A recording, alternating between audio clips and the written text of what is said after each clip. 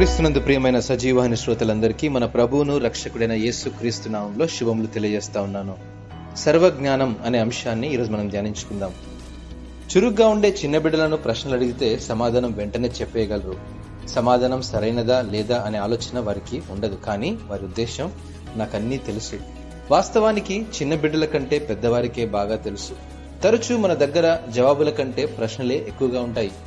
అనేక సార్లు మనకు ప్రతి విషయం తెలియకపోయినా అన్నీ ఎరిగిన దేవునికి సమస్తము తెలుసు అన్నది మర్చిపోయి జీవితమంతా ఎందుకు, ఎప్పుడు, ఎలాగా అన్న వాటి గురించి ఆలోచిస్తూ ఉంటాము.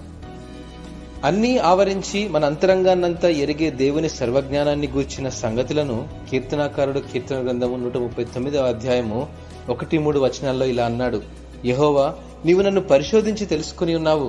నా నడకను నా పడకను నీవు పరిశీలించి ఉన్నావు.